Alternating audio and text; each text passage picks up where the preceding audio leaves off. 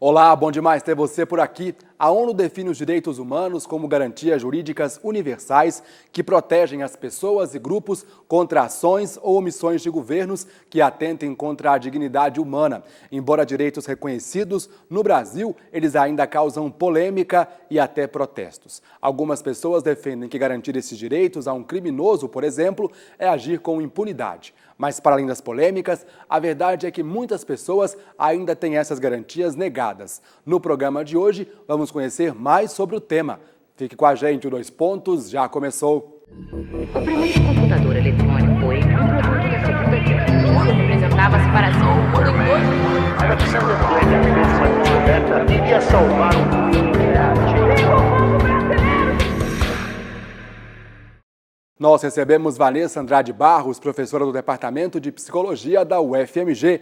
Convidamos também Fernando Gonzaga Jaime, professor da Faculdade de Direito da UFMG. Bom, quero começar agradecendo pela presença de vocês aqui no Dois Pontos. Muito obrigado. Vamos começar então explicando o que são direitos humanos e no que eles se diferenciam dos direitos políticos ou civis. Bem, primeiro eu gostaria de agradecer o convite de estar aqui. É um prazer muito grande. E principalmente para tratar da temática de direitos humanos, que eu acho que é muito mal compreendida perante a sociedade. Na minha visão, direitos humanos são os direitos que integram a nossa personalidade. A nossa condição humana, ela pressupõe o pleno gozo e exercício desses direitos. Cada um desses direitos humanos que não são respeitados, que são violados, eu creio que há uma desumanização da pessoa, certo? Então, direitos civis, direitos políticos, eles também integram o rol dos direitos humanos, certo? E o que aconteceu foi que, historicamente, esses direitos eles foram surgindo gradativamente. Por isso a gente tem uma segmentação hoje de falar de direitos civis, direitos políticos, direitos sociais, direitos transindividuais. Mas, na verdade, a somatória desses direitos é que integram os direitos humanos. Esses direitos humanos, então, seriam para poder assegurar a dignidade humana, é isso, professora? Para assegurar a dignidade da vida humana, vamos dizer assim. Eu concordo plenamente com o que o professor disse, que uma violação de um direito humano é uma violação à pessoa. A pessoa na sua integridade de corpo, na sua integridade de alma, na sua integridade psíquica, vamos dizer assim. Então, a violação aos direitos, à vida, violam a vida, a pessoa. E quando e como começou essa concepção de direitos humanos? Em que momentos históricos, imagino que sejam muitos, né, em que esses direitos esteve em voga, se precisou lutar por eles, enfim? A nomenclatura, a denominação direitos humanos, ela surge, né, pelo menos no campo do direito, a partir da Declaração Universal dos Direitos do Homem de 1948, no pós-guerra.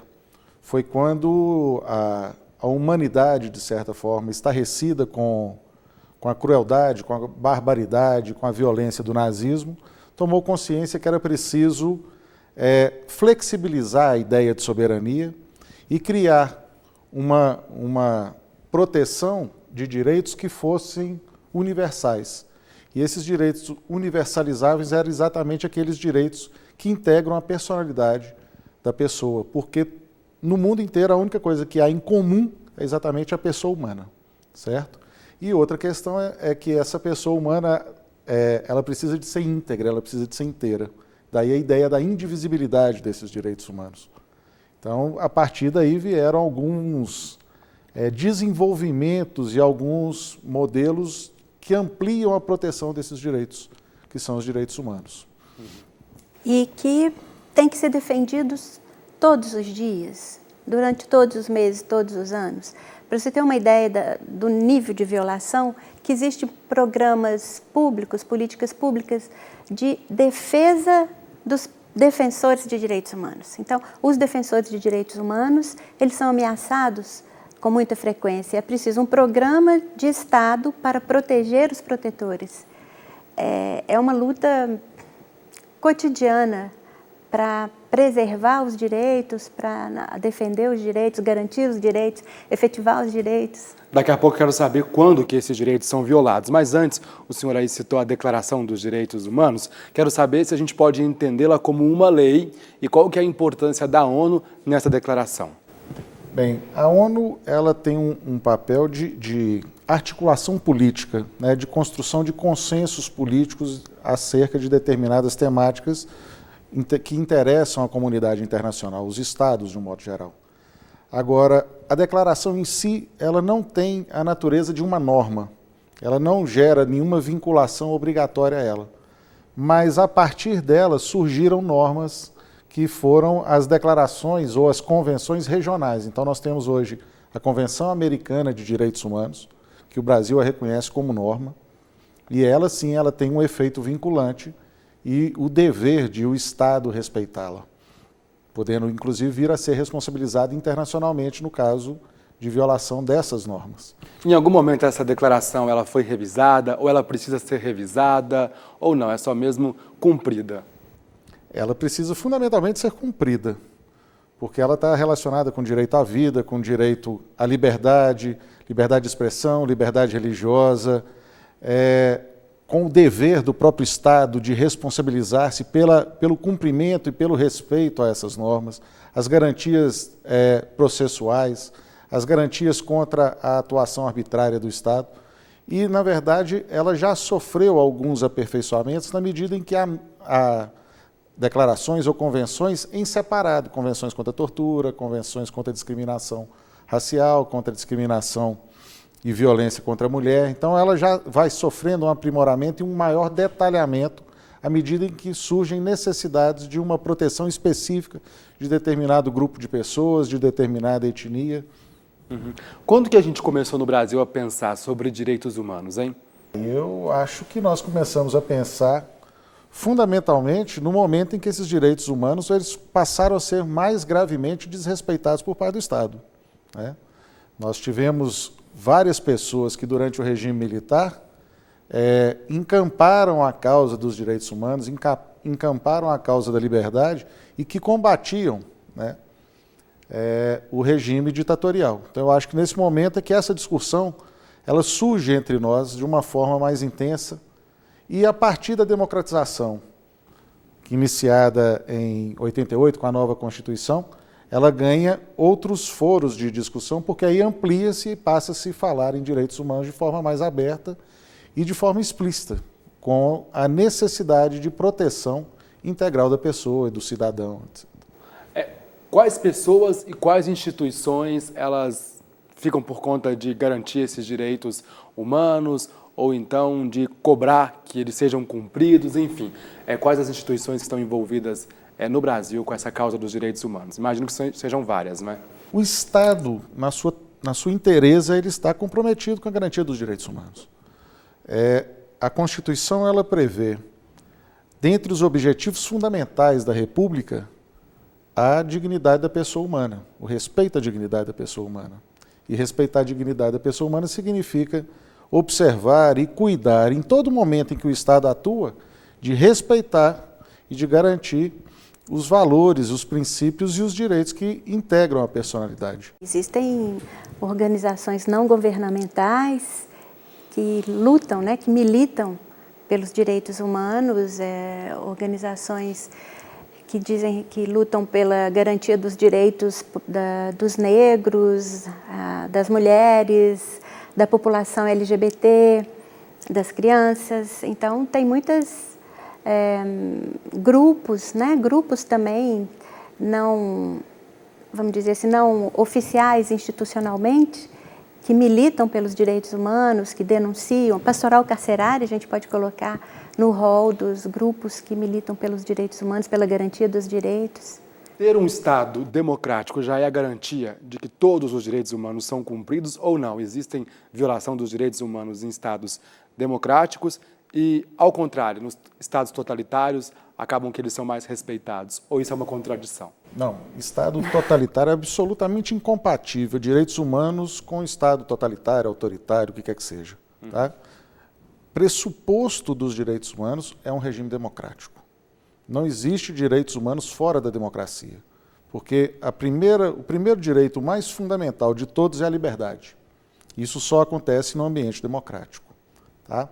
Agora, o que acontece é que na democracia, obviamente que é impossível a tutela de todos os direitos humanos permanentemente, né, constantemente. Violações vão acontecer. O que o Estado democrático oferece são meios eficazes de combate, de repressão às violações de direitos humanos, inclusive meios eficientes para eventuais reparações dos danos decorrentes, né? Essa é a grande diferença. E na época da Guerra Fria existia essa dicotomia, né? Falava-se que os estados capitalistas asseguravam a liberdade, que os estados da cortina de ferro, lá dos estados comunistas, asseguravam os direitos sociais. Mas não tem como dizer que uma pessoa está resguardada na sua dignidade, na sua personalidade, com uma parcela apenas dos direitos humanos respeitados, certo? Então essa dicotomia ela não existe. E o Estado democrático, e essa que é a grande vantagem da democracia, ele tem por finalidade a garantia dos direitos humanos e o desenvolvimento desses direitos humanos, tá? O fim de uma democracia é assegurar o máximo de dignidade possível à pessoa humana. A cultura de um país, ela pode determinar esses direitos humanos ou eles são universais?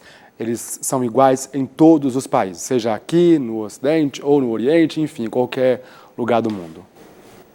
Isso é uma questão muito interessante, esse debate. Primeiro porque esse debate ele acontece quando foi ser aprovada a Convenção Universal, a Declaração Universal dos Direitos do Homem, que era interessante que, a despeito dessas heterogeneidades regionais entre os países, ela acabou vindo a ser aprovada por unanimidade. Mas, com certeza, há questões culturais que pautam os direitos humanos. E o grande desafio que os direitos humanos enfrentam é exatamente o limite do culturalismo em relação à caracterização de uma violação ou não dos direitos humanos, né? Tem situações que são nítidas violações de direitos humanos, como é o caso, por exemplo, da extirpação dos clitóris, que acontece em alguns países muçulmanos na África, certo? Isso é indiscutível, porque a mutilação humana ela é absolutamente incompatível com a ideia de direitos humanos. Mas tem outras questões que são mais sutis, são mais delicadas, que a linha divisória ela é muito tênue entre uma caracterização de uma eventual violação de direitos humanos ou não. Então, a cultura é muito importante nisso aí. A senhora tem um trabalho, né, com presidiários, queria que você falasse um pouco sobre isso, inclusive até a favor aí da abolição, né, da prisão. Explica um pouquinho sobre isso e de que forma, então, que existe essa violação de direitos no caso dos presidiários, já que muita gente associa o direito humano a direito de bandido, né? Essa discussão ela é complexa, de fato, porque nós historicamente, né, historicamente a gente vive em sociedades punitivas, né? Então é um apego subjetivo à punição, à mentalidade, vamos dizer assim. E as prisões, elas vêm no bojo, né? Elas vêm no âmbito dessa sociedade punitiva. Então, quanto mais punição, quanto maior a punição, é como se fosse mais eficaz. É a punição mais no sentido de uma vingança mesmo. Agora, as prisões, elas, embora legítimas, né? Porque elas fazem parte do Estado, elas são inúteis, no meu ponto de vista, porque elas são nocivas à sociedade. Então, além de cercear, né, essa liberdade, que é a punição, a privação da liberdade, além disso, ela é cara. Ela é nociva porque ela é muito cara. O que se gasta com um preso é muito caro para a sociedade. Ela mantém os sujeitos que estão presos numa ociosidade muito grande e isso os destrói subjetivamente e o corpo também, né? É uma pena que vem para o corpo e para a constituição subjetiva. E ela também multiplica os vícios. Então, qual a utilidade da prisão para a sociedade? Nós não temos prisão perpétua, vamos dizer assim. Então, esse sujeito que está preso, ele vai voltar à sociedade em algum momento. E ele vai voltar muito pior do que quando ele entrou, porque as condições de vida dentro das prisões, elas são muito degradantes. As condições de vida, a base material de existência dentro da prisão, ela é precaríssima. E esse sujeito, tratado dessa maneira, como que ele vai voltar para a sociedade? E além de ser maltratado, as torturas, os tratamentos degradantes, tem os tratamentos cruéis, as violações, a violação ao sigilo, à privacidade, ao cumprimento correto da sua pena. Então, é uma série de violações dentro do sistema prisional que vão transformar esse sujeito num sujeito, de fato, nocivo à sociedade. O senhor falou, então, que o primeiro direito é a liberdade. No caso, a professora falou aqui um pouco sobre isso, assim, de prender criminosos. O senhor acredita, então, que há uma violação do direito humano à medida em que você prende um criminoso?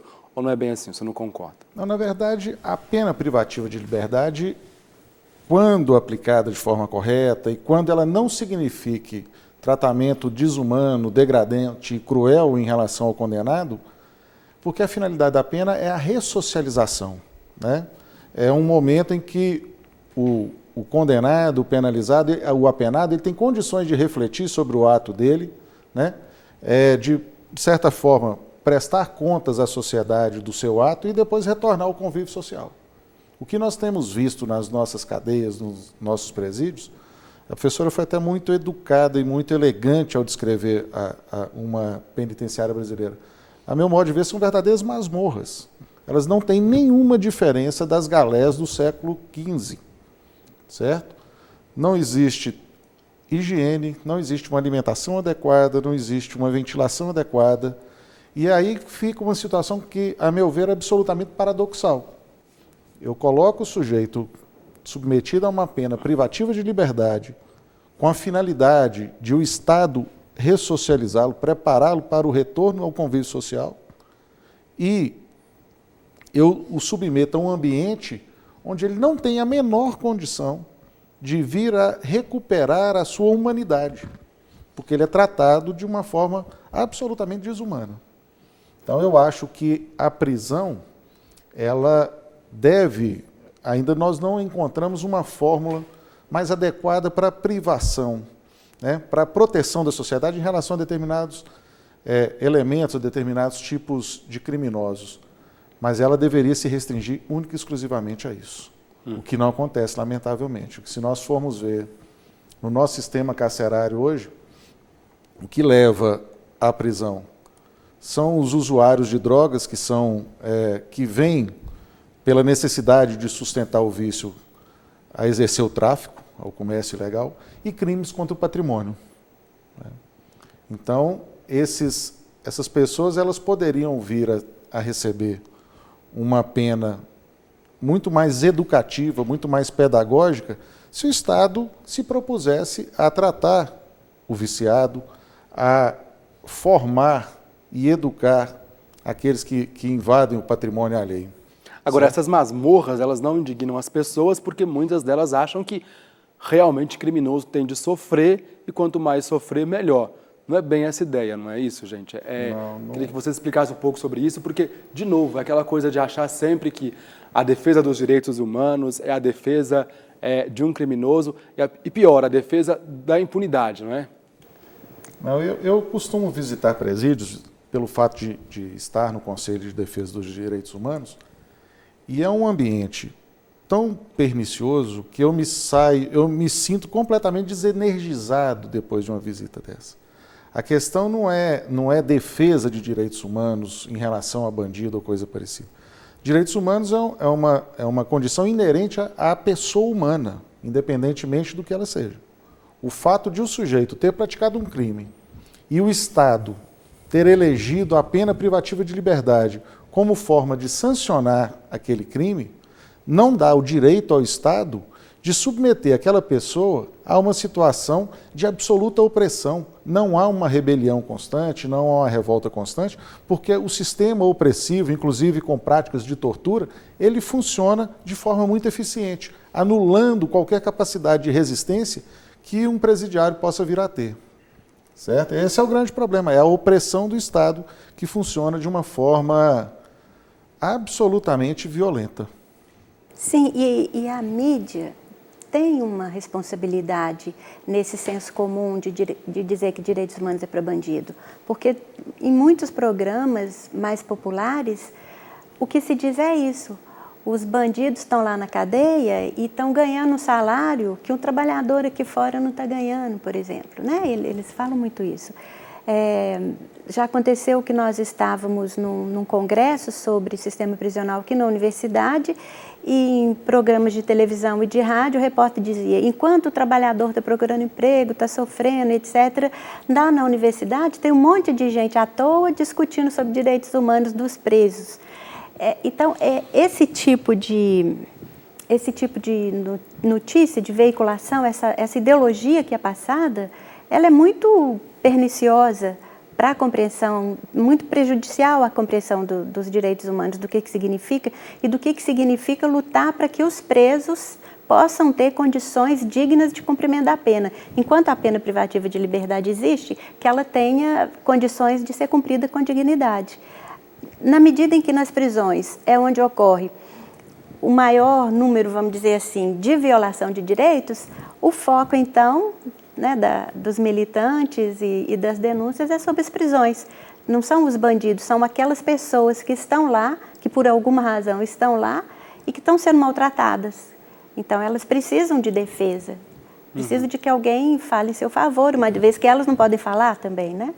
Em 2014 tivemos aí um caso emblemático, né, de uma jornalista, inclusive, defendendo, ou supostamente defendendo, um linchamento, que é muito ruim, né? Exatamente. Acaba que muitas das pessoas vêm com essa ideia de que vem a galera dos direitos humanos defender. Exatamente. Pois é. A gente vai para um rápido intervalo, daqui a pouquinho a gente volta, porque eu quero saber mais sobre esse tema, mas a gente vai para um rápido intervalo e daqui a pouquinho a gente continua o nosso assunto, hoje, direitos humanos. Até já!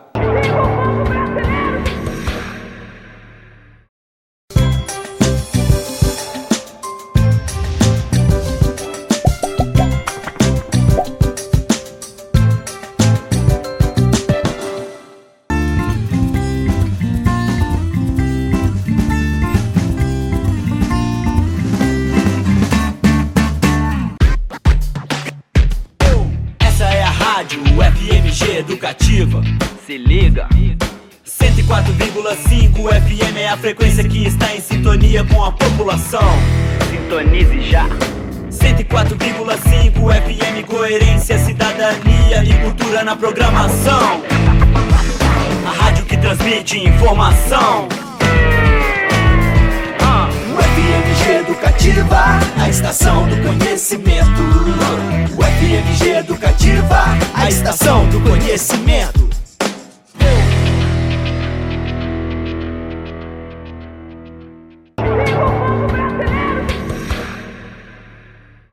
Estamos de volta no programa de hoje discutindo direitos humanos. Recebemos Vanessa Andrade Barros, professora do Departamento de Psicologia da UFMG, e Fernando Gonzaga Jaime, professor da Faculdade de Direito da UFMG. Bom, a gente terminou falando um pouquinho sobre o caso, né, da jornalista que defendeu aí o linchamento. Queria que vocês falassem um pouco sobre isso, então, desse mal-entendido em relação aos direitos humanos no Brasil e principalmente em relação à mídia. Você já começou falando um pouco sobre isso, mas acho que vale então aprofundar um pouco. Primeiro, eu acho que há a distorção da ideia de direitos humanos, ela é uma forma de manipulação ideológica muito eficaz. Porque nós vivemos num país extremamente injusto, socialmente injusto, excludente, discriminador, em que essas minorias que são excluídas, que não têm voz, não têm vez, ao identificar a ideia de direitos humanos com direito de bandido, você cria um certo acanhamento dessas pessoas de reivindicar direitos humanos, porque elas estariam brigando por algo que não é de uma pessoa honrada, de uma pessoa honesta, mas sim algo que é destinado a proteger bandidos. Então há uma anulação de uma pressão social desses grupos minoritários, excluídos, que não têm oportunidade de ver os seus direitos concretizados e nem tem quem os represente adequadamente. Então eu acho que esse é um problema. Agora, quando uma repórter de uma TV aberta propõe como solução o linchamento, ela está incitando a sociedade ao retorno à barbárie. Porque, na verdade, a grande conquista civilizatória da humanidade foi exatamente criar meios civilizados e meios pacíficos para a solução dos conflitos. Ela usa o termo compreensível no comentário dela. É de fato compreensível? As No pessoas meu sejam modo linchadas? de ver, absolutamente incompreensível. É algo inaceitável. Porque o ciclo de violência, ele gera mais violência. Por isso é que há a intervenção do Estado. O Estado, ele intervém quando há um fato ilícito, exatamente para que o fato ilícito, que é uma violação do direito, não seja reparado por meio da violência, que seria outra violação do direito. Então nós teríamos um crescimento exponencial da violência, certo?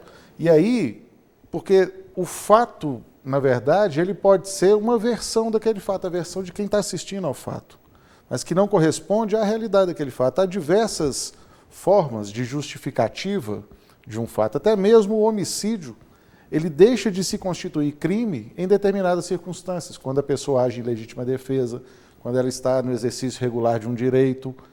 Então, é necessário, acima de tudo, assegurar a qualquer pessoa o direito à defesa, o direito ao processo, o direito à garantia do contraditório. É a oportunidade que ela vai ter. E a sociedade tem que respeitar, em primeiro lugar, a presunção de inocência. Todo mundo, a princípio, é inocente. O Estado é que tem o ônus de provar que ele infringiu o ordenamento jurídico e por isso está sujeito a alguma pena.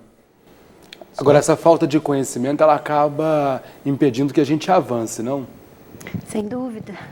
Sem dúvida. A ignorância, ela impede o desenvolvimento e impede a compreensão dos processos que acontecem na sociedade e nas relações intersubjetivas, nas relações da pessoa com a sociedade também. Então, na medida que as informações são informações atravessadas, né, por desconhecimento e que informa de maneira inadequada, vai atrapalhar a reflexão, a compreensão e fazer avançar os processos democráticos de direito. Basta ver, Pablo, a situação, por exemplo, da comunidade LGBT, né? A violência que elas sofrem e que são absolutamente invisibilizadas, né? A população moradora de rua, elas estão nas ruas, estão vivendo nas ruas, mas as políticas públicas as fazem com que elas sejam invisíveis. Não há uma política pública para combate à violência contra a mulher, contra a comunidade LGBT, contra o morador de rua, contra a criança e o adolescente submetido a situação de risco e de violência. Então, esse é o grande problema, porque a incompreensão do que significa direitos humanos. E a incompreensão do que significa a diferença. No caso LGBT, é muito visível essa incompreensão da diferença, essa intolerância à diferença. Então, se é diferente de mim, eu tenho que excluir e muitas vezes eu tenho que agredir, eu tenho que fazer desaparecer, eu tenho que eliminar. Se é diferente, tem que ser eliminado. No caso LGBT, isso é muito claro. A gente vê, né, todos os atentados e todos os crimes que são cometidos contra gays, lésbicas, travestis e também contra as prostitutas, que é um outro segmento da população invisibilizado e cujos direitos são violados sistematicamente. E é como se, pelo fato de ser prostituta, não tem problema. Pode passar o que passa. Inclusive, seria minha próxima pergunta. Se existem classes que acabam tendo os direitos violados de forma mais sistemática e principalmente nos presídios, caso de mulheres, de negros, de homossexuais também, nos presídios. Existe uma classe que tem seus direitos sistematicamente violados, que são os pobres, né? Então, é uma classe pobre. Não importa gênero, raça, pobre. O pobre negro ainda é pior. A mulher pobre negra, pior ainda. A mulher pobre negra presa, aí...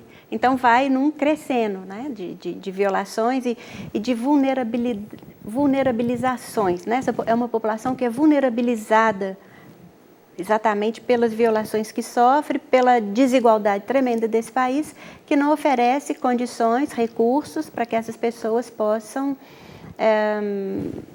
desenvolver, ter os mesmos direitos da outra classe.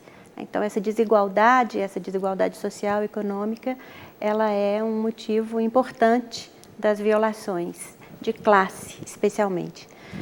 Dentro dos presídios, das penitenciárias, ultimamente, aqui em Minas, e eu conheço também a experiência de Maceió, não sei em outros lugares, foram construídas alas para a população LGBT. Isso trouxe, de certa forma, uma segurança para esse público que era muito torturado mesmo, tanto pelos agentes quanto pelos outros presos.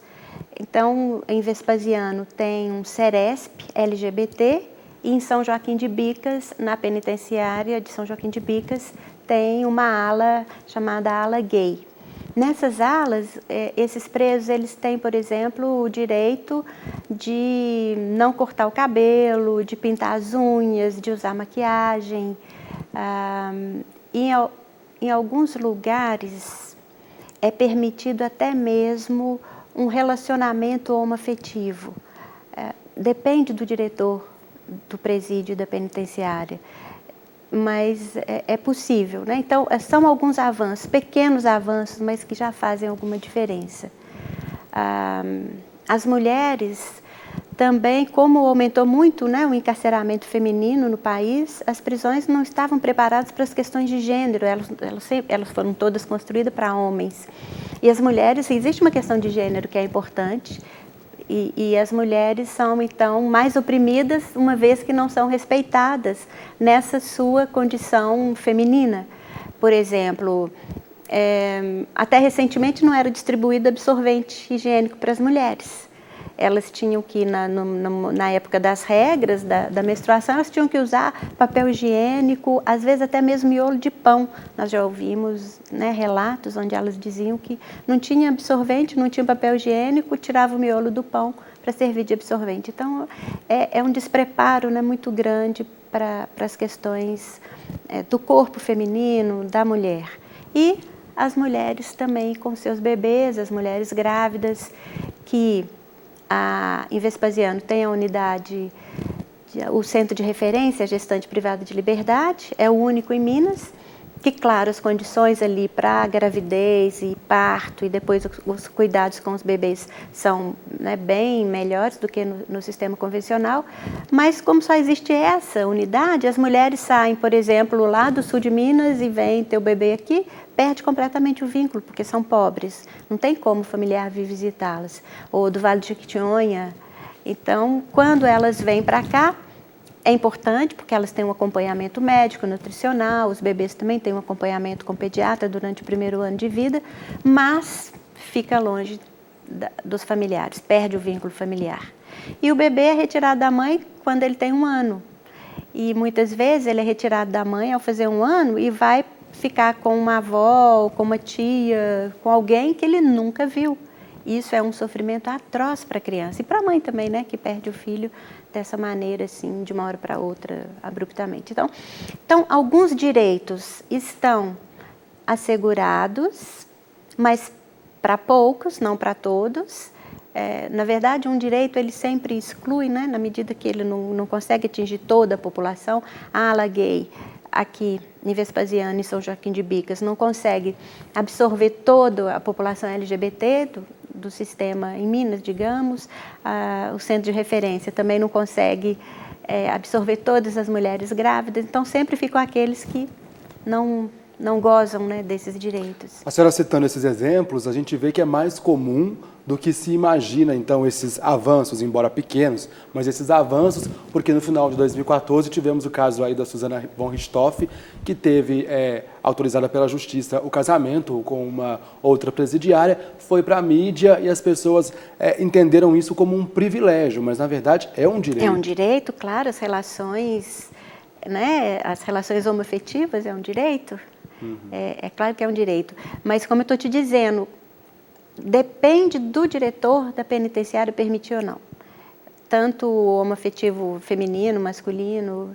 Eu sei de casos de de castigo, da presa ser colocada em cela de isolamento porque foi pega de mão dada com uma colega.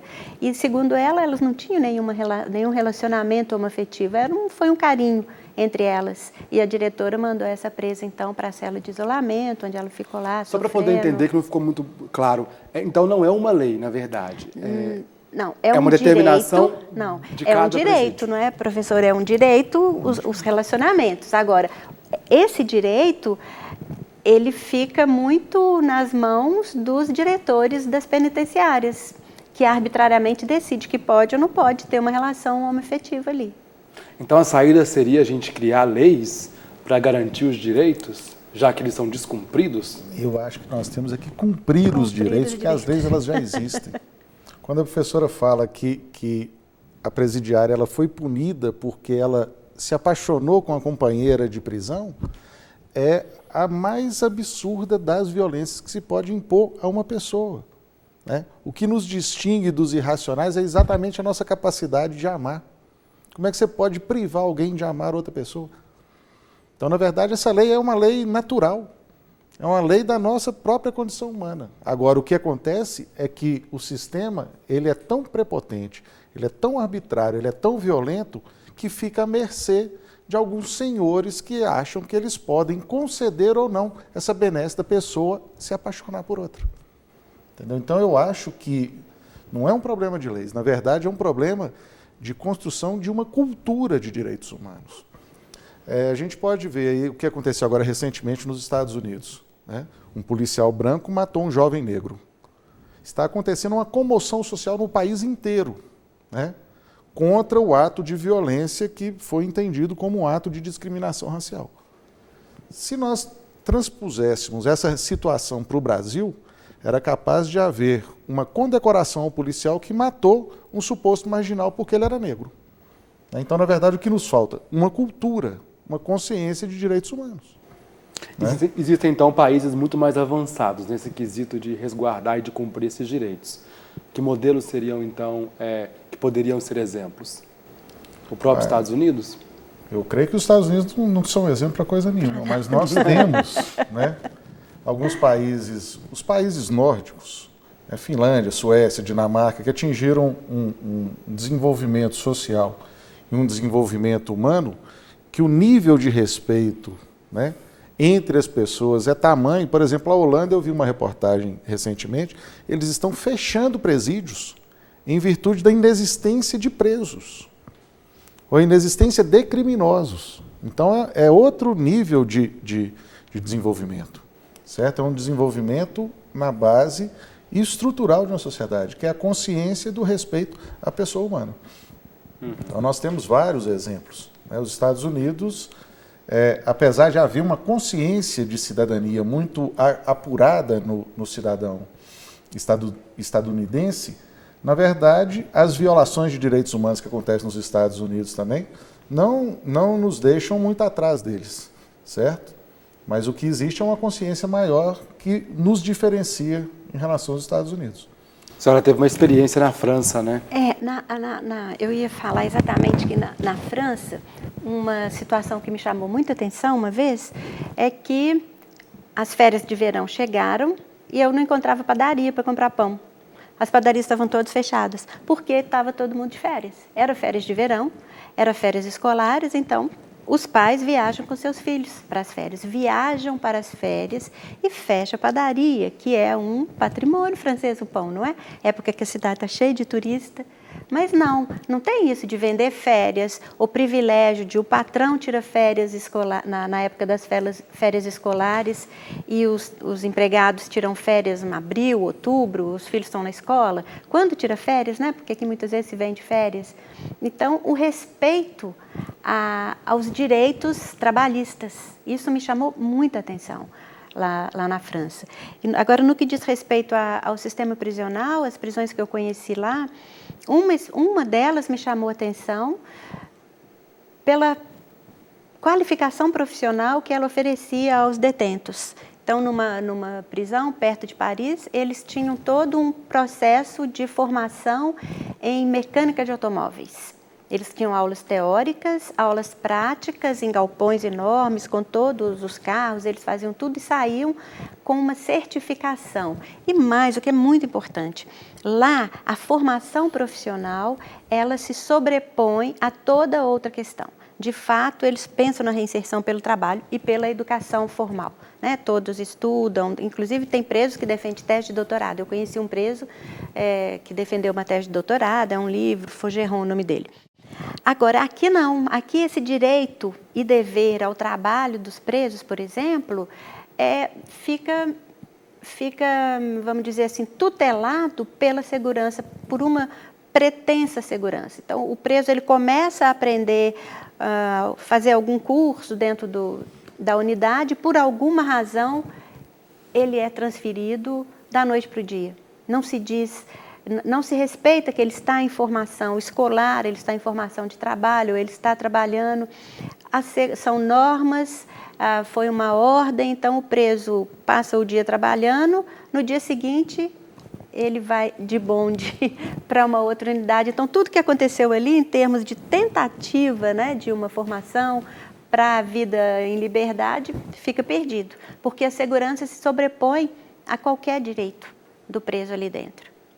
E que lá na França, por exemplo, pelo que eu conheci, não acontece. O respeito ao preso dentro das unidades é a sua formação escolar e a sua formação profissional. Nós temos nos presídios, por exemplo, o trabalho que é proporcionado ao preso, na verdade, é uma exploração da mão de obra dele. Porque é um trabalho braçal em que ele é substituído pela própria população carcerária. Então, quando esse preso ele sai do presídio, ele não é absorvido pelo mercado de trabalho, porque aquele trabalho vai ser feito por outro preso.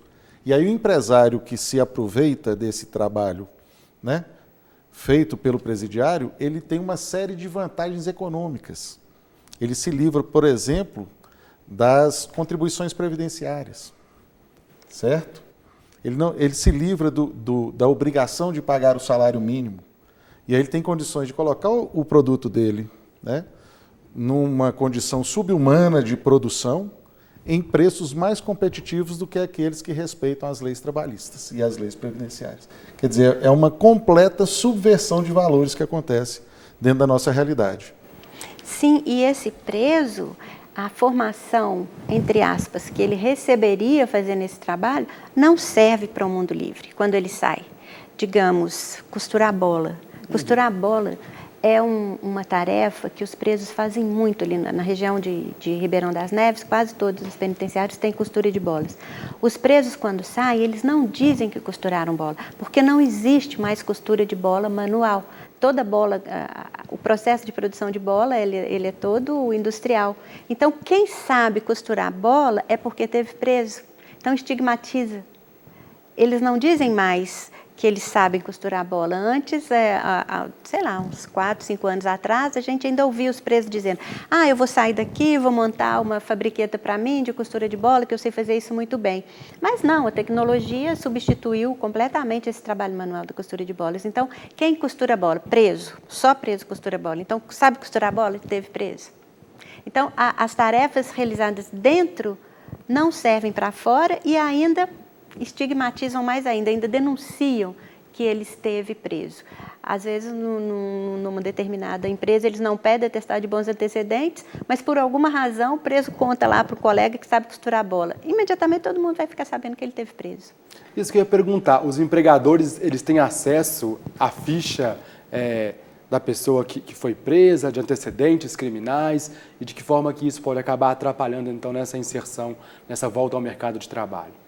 Eles têm acesso. Primeiro eles pedem, né? Em muitas empresas pedem atestado de bons antecedentes na hora da contratação ou mesmo na inscrição para trabalho. E o preso não tem o atestado de bons antecedentes.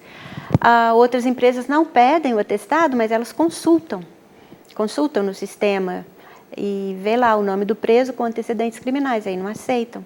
Porque existe um preconceito muito grande, tanto da parte dos empregadores quanto da parte dos próprios trabalhadores.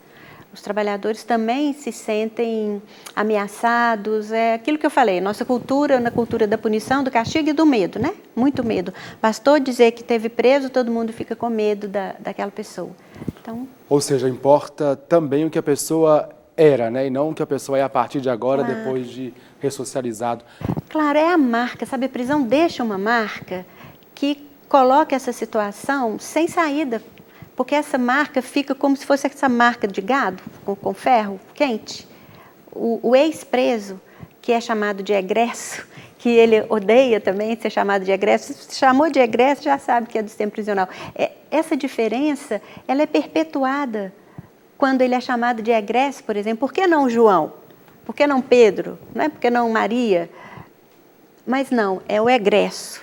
Então, políticas para o egresso, programas para o egresso. Ele não quer saber de programas para o egresso, não. Ele quer saber de programas para um cidadão. Mas ele é um egresso. Então, tem lá o programa do governo de atenção ao egresso penitenciário. O programa ainda tem esse nome, né? O egresso penitenciário. Agora, eu queria saber o seguinte, quando um país, um determinado país, viola os direitos humanos, ele pode sofrer algum tipo de sanção ou não? Nós temos um sistema de proteção que ele é disposto em níveis, né? Então, o primeiro sistema que deve funcionar é o sistema interno. Aí nós temos a estrutura do Estado e, fundamentalmente, o judiciário. Ou seja, quando o Estado falha na proteção dos direitos humanos, a pessoa pode recorrer à justiça visando a reparação daquele direito que foi violado. Mas, muitas vezes, o próprio Poder Judiciário, ele falha também na sua missão de garantia de direitos humanos. E é possível, então, que o cidadão transcenda da esfera da soberania nacional e vá buscar proteção no sistema internacional de proteção. E aí, no caso, na América Latina, nós temos o Sistema Interamericano de Proteção dos Direitos Humanos. Então, o indivíduo que sofreu uma violação de direitos humanos praticada pelo Estado brasileiro, ele pode recorrer à Comissão Interamericana de Direitos Humanos, onde o Estado é chamado para debater o caso e buscar uma eventual solução amigável, consensual para aquela situação. Caso essa solução consensual ela não seja alcançada, aí o caso é levado a julgamento pela Corte Interamericana de Direitos Humanos. E aí o Estado pode vir a ser condenado por uma violação de direitos humanos.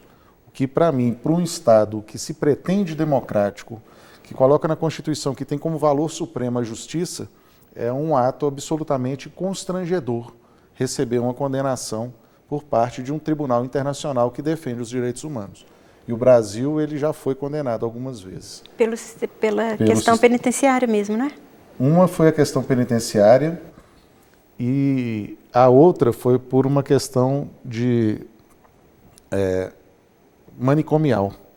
Um paciente que foi morto dentro de uma clínica psiquiátrica. Uhum. Agora, mas essas pessoas, elas têm força para poder chegar até esse ponto aí, que seria então o ideal de chamar um determinado país, né, ou o Estado, a responsabilidade de resguardar esses direitos? Eu fico pensando, por exemplo, como você disse aí, né, os pobres, imaginar que eles têm força para poder, sei lá, fazer com que determinado Estado seja punido é difícil, não? Aí é que está a face surpreendente da história, né? Você imaginar esse caso, por exemplo, desse paciente que foi morto na clínica psiquiátrica. Ele, de fato, era uma pessoa que era pobre, mentalmente incapaz, mas aí vem a sociedade civil organizada, que são exatamente esses grupos organizados que defendem essas categorias de pessoas que são marginalizadas, que são excluídas, que são discriminadas. Então, no caso, quem levou o caso Ximenes Lopes à comissão e posteriormente à Corte Interamericana de Direitos Humanos foi exatamente uma ONG. E como resultado, e aí o que é o mais interessante, né, do impacto da decisão da Corte Interamericana, foi a política hoje de não internação manicomial, né? Então, isso é decorrência, o impulso dessa política, que já vinha sendo discutida, decorreu fundamentalmente da condenação que o Brasil sofreu perante a Corte Interamericana de Direitos Humanos. A Lei Maria da Penha é um caso também de violência doméstica, né, inimaginável que uma pessoa que está submetida à violência por parte do seu cônjuge tenha força para reagir, né? E ela não só foi capaz de reagir, como o caso chegou à Comissão Interamericana de Direitos Humanos, e o Brasil se comprometeu perante a comunidade internacional a adotar medidas de proteção e de combate à violência doméstica, né, e violência contra a mulher. Por isso a Lei Maria da Penha. Então são coisas assim surpreendentes nesse cenário.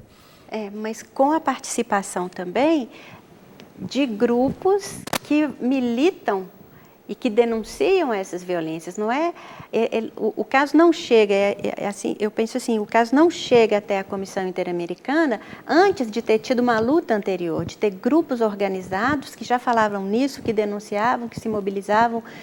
Por exemplo, a reforma, né, toda a luta antimanicomial, a luta pela reforma é uma luta que chegou até a corte. A luta contra a violência doméstica é uma luta também da sociedade civil e que chega lá.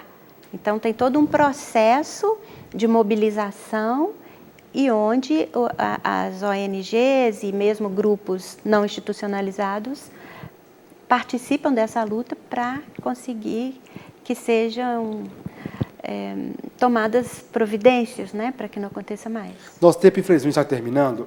Então, vamos falar um pouquinho sobre a universidade. Estamos num ambiente educacional. Quero saber de vocês como que a universidade debate essa questão dos direitos humanos e saber também sobre a comissão que a UFMG criou há pouco tempo sobre direitos humanos, enfim. Qual que é a importância disso, qual a contribuição que a universidade pode dar para a preservação desses direitos? Pois é, aí é um grande exemplo, porque historicamente os alunos da Fafiche sofriam de bullying mesmo, eu acho que essa é a palavra, pelos estudantes de outros cursos, da engenharia especialmente. Então, era início do semestre letivo, os alunos da escola de engenharia vinham em passeata até a Fafiche e gritando palavras obscenas, palavras de ordem preconceituosas, e isso era motivo de graça, de riso, de piada, até que um grupo cansado de ser tratado dessa forma, da Fafiche, se organiza, cria todo um movimento, professores, outros alunos, todos participam e começa então a denunciar formalmente, denunciar, até que foi proibida essa manifestação dos estudantes de engenharia. E outros tipos, né, de violação, outros tipos de violência mesmo contra estudantes de outras orientações e contra os negros e contra os pobres. Então, todas essas manifestações agora estão sendo olhadas, né, tratadas oficialmente pela reitoria. Mas demorou, foi um longo processo. Quando eu entrei na universidade, há 20 anos atrás, assim, se esperava essa manifestação lá da engenharia contra os estudantes da Fafiche e todo mundo achava graça.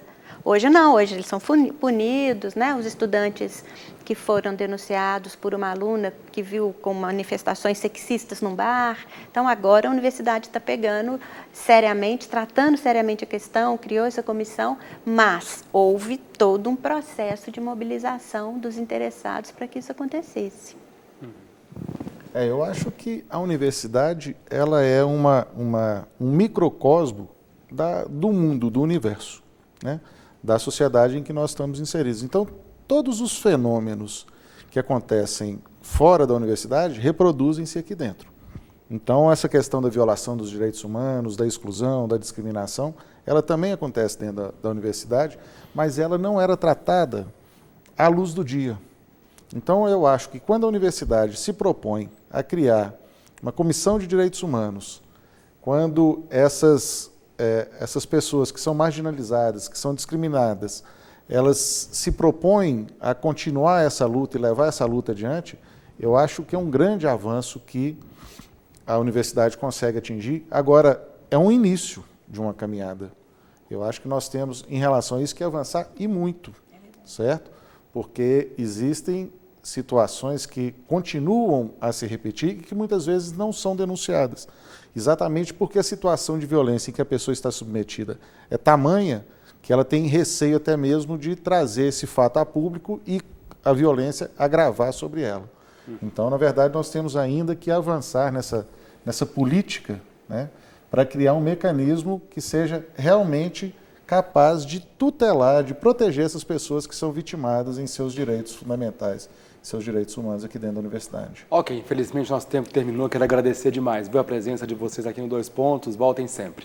Obrigada. Muito obrigado. O programa de hoje termina aqui. Entre em contato com a gente pelo e-mail tvufmg@ufmg.br. Um grande abraço a todos e a todas e até a próxima.